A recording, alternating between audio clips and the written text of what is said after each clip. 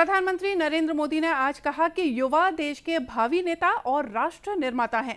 उच्च शिक्षा के बारे में बजट घोषणाओं पर आयोजित वेबिनार को संबोधित करते हुए श्री मोदी ने कहा कि युवा पीढ़ी को सशक्त करने का मतलब है भारत के भविष्य को सशक्त करना। इसलिए केंद्रीय बजट में शिक्षा के क्षेत्र में बहुत ध्यान दिया गया है। प्रधानमंत्री ने कहा कि शिक्षा क्षेत्र से जुड़े 5 क्षेत्रों पर ज्यादा जोर दिया गया है।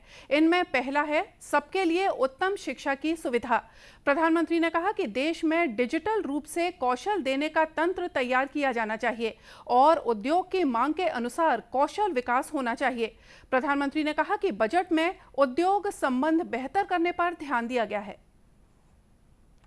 देश के भविष्य की कर्णधार है, वहीं भविष्य के नेशन बिल्डर्स भी हैं।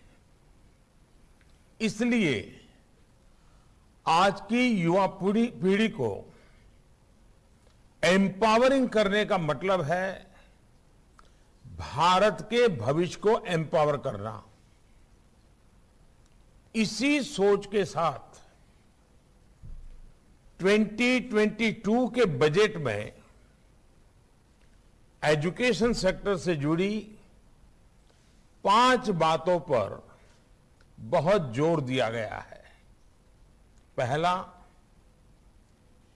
Universalization of quality education.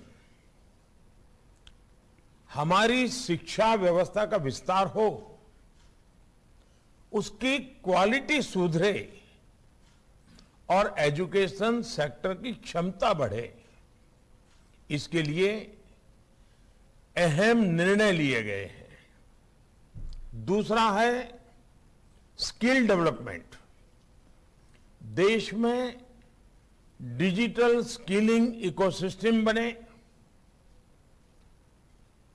Industry 4.0 की जब चर्चा चल रही है तो इंडस्ट्री की डिमांड के हिसाब से स्किल डेवलपमेंट हो, इंडस्ट्री लिंकेज बेहतर हो, इस पर ध्यान दिया गया है।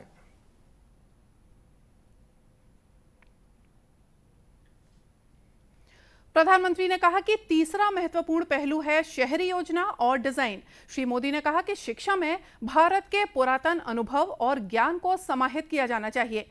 चौथा महत्वपूर्ण पहलू है अंतर्राष्ट्रीयकरण। उन्होंने कहा कि विश्व स्तरीय विदेशी विश्वविद्यालय भारत आने चाहिए। उन्होंने कहा कि गिफ्ट सिटी जैसे औद्योगिक क्षेत्रों, फिनटेक से संबंधित संस्थानों को आना चाहिए और बजट में इस संबंध में प्रोत्साहन भी दिया गया है। पांचवा महत्वपूर्ण पहलू है animation visual effects. Gaming comic में रोजगार की अपार संभावनाएं हैं और ये बहुत बड़ा वैश्विक बाजार है। प्रधानमंत्री मोदी ने जोर दिया कि डिजिटल कनेक्टिविटी ने ही वैश्विक महामारी के समय देश की शिक्षा व्यवस्था को जीवित रखा। उन्होंने कहा कि डिजिटल असमानता बहुत तेजी से घट रही है और नवाचार से देश में समावेश सुनिश्चित हो रहा है।